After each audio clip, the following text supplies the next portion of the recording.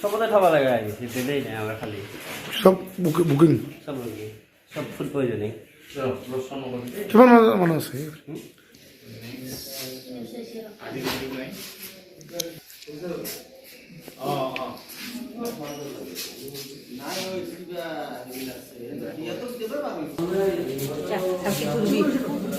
ইফালে যা ইফালে ইফালে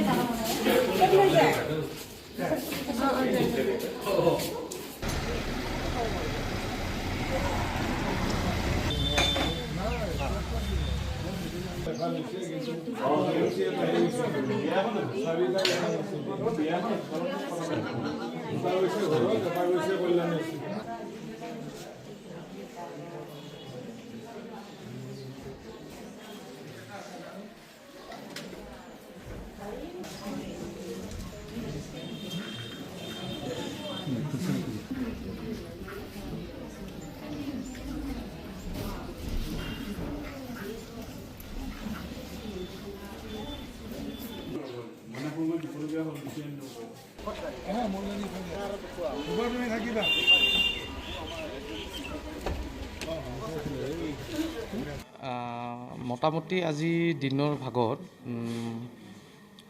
30জনমান হ'ল গোটেই পায়খানাৰ ৰোগী তো আমি যিমান পাৰোঁ তেওঁলোকক ইয়াতে চিকিৎসা দি আছোঁ তথাপি 2জনমান চিৰিয়াছ হৈছে আমি GMC লৈ ৰেফাৰ কৰিছোঁ আৰু তো সেইটোৱে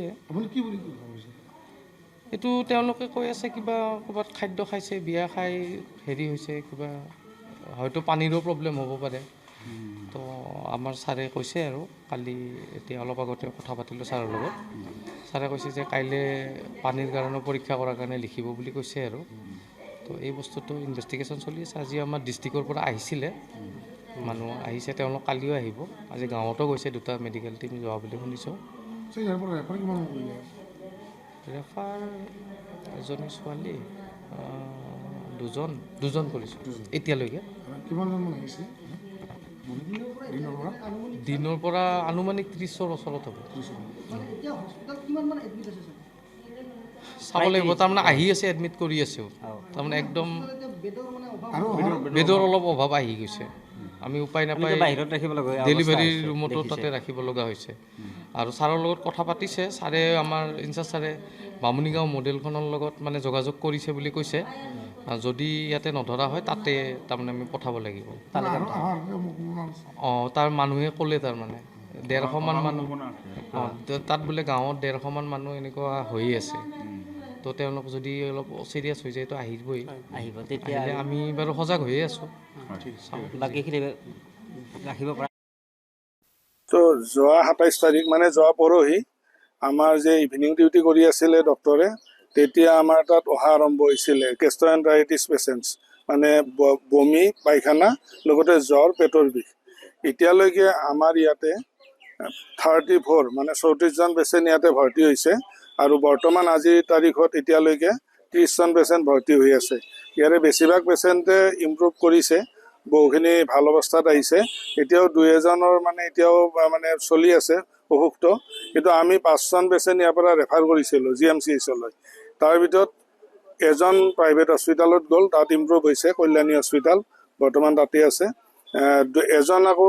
গুৱাহাটী নগৈ তেওঁলোকৰ ঘৰুৱা অসুবিধা ঘৰত গুচি গ'ল তাত আমাৰ মেডিকেল টিম আমাৰ 2টা তাত ছাৰ্ভিচ দি আছে গাঁৱত সেই 2টা মোবাইল মেডিকেল টিম আমাৰ যোৱাকালিও গৈছিল আজিও গৈছিল আজি ঘৰতে তেওঁলোকে চেলাইন দিছে মেডিচিন দিছে আকৌ এজনী সৰু ছোৱালী আছিলে আমাৰ চাইল্ড স্পেচিয়েলিষ্ট আছে তেওঁ অলপ এডভাইচ দি পেলাই তেওঁলোকে গুৱাহাটী যাব নিবিচাৰে তেওঁলোকে মেডিচিন লৈ গৈছে আৰু এজন পেচেণ্ট ইয়াতে আছে তেওঁ অলৰেডি ইমপ্ৰুভ কৰিলে মানে তেওঁলোকৰ ঘৰুৱা অসুবিধা আমি এম্বুলেন্সো দিছোঁ তেওঁলোকে যাব বিচৰা নাই কিন্তু ইয়াতে ইমপ্ৰুভ কৰিছে যে বৰ্তমান 30 পেচেণ্ট আমাৰ ট্ৰিটমেণ্ট লৈ আছে এতিয়া চাওক আমাৰ 3খন গাঁও এফেক্টেড হৈছে ভগদাবাৰী জবেপাৰা আৰু ৰংচিপাৰা এতিয়া তাত 3টামান অনুষ্ঠান হৈছিলে সৰস্বতী পূজা বিয়া 2খন আছিলে আকৌ বাথৌ পূজা আছিলে তেওঁলোকে বিভিন্ন ধৰণৰ খাদ্য খাইছিলে তাত কিন্তু তাত ৱাটাৰ চ'ৰ্চ এটা কমন আছিলে তাত এটা নতুনকৈ ৱাটাৰ প্লেণ্ট এটা হৈছে আমি তাৰ পৰাও চেম্পল লৈছোঁ লগতে আমি আমাৰ যি ডিষ্ট্ৰিক্টৰ IDSP টিম তেওঁলোক যোৱাকালি আহিছিলে তেওঁলোকে ফিল্ডৰ পৰাও চেম্পল কালেকশ্যন কৰিছে ব্লাড ষ্টুল লগতে পানী আৰু খোৱা বস্তু যদি পাইছে সেইটো লৈছে। আকৌ তেওঁলোকে হস্পিটেলত আহিও চেম্পল কালেকশ্যন কৰিছে। কিন্তু বৰ্তমানলৈকে আমি যিখিনি পেচেণ্ট চাই আছোঁ এতিয়া আমি কণ্ট্ৰলত আহিছে বুলি অলপ ক'ব পাৰোঁ এতিয়ালৈ। আৰু নতুন পেচেণ্ট আজি 3টা ভৰ্তি হৈছে এতিয়ালৈকে। গতিকে আজি পেচেণ্ট কমি গৈছে বহুখিনি। আৰু টোটেল এতিয়ালৈকে আমি ফিল্ডত যিখিনি আমি ছাৰ্ভে কৰিছোঁ 125জন পেচেণ্ট আমি এতিয়ালৈকে আমি ৰেকৰ্ড কৰিছোঁ, মানে ৰেজিষ্টাৰ কৰিছোঁ 125জন পেচেণ্ট। এইখিনি টোটেল গাঁও প্লাছ আমাৰ বকো CHC FRUত আহিছে 34। যদি আপুনি 125জন টোটেল ধৰোঁ, আমি যদি মাইনাছ কৰোঁ 34, বাকীখিনি আমাৰ ঘৰত আমাৰ মেডিকেল টিম 2টা গৈ আছে, যোৱাকালিও আজিও। সেই মেডিকেল টিম 2টাই হাউচ টু হাউচত তেওঁলোকক ট্ৰিটমেণ্ট কৰিছে, ঘৰে ঘৰে গৈ। অংগনবাদী চেণ্টাৰতো তেওঁলোকে মানে কেম্প কৰিছে, আকৌ চাব চেণ্টাৰতো কৰিছে। গতিকে তেনেকৈ আমাৰ 34হে আমাৰ হস্পিটেলাইজ হৈছে। যিটো প্ৰকাৰ চলিছে যে ফুড পয়জনিং হৈছে বুলি, কিন্তু আমি তাৰ যিটো গভীৰতা মই ইমান দেখা নাই। চবেই ভাল পাইছোঁ বুলি কৈছে। আটাইকেইজনকে মই টেষ্ট কৰিছোঁ, চাইছোঁ, ফিজিকেলি হাত দিও চাইছোঁ। আটাইকেইজনে ইম্প্ৰুভ হৈছে বুলিয়ে কৈছে। ঘৰলৈ যাওঁ কৰি আছে। আমি দিব পৰা নাই, এতিয়াও দিম। দৰকাৰ হ'লে পাছবেলালৈকে তেওঁলোকক অবজাৰ্ভ কৰি পেলাই যাবলৈ দিম।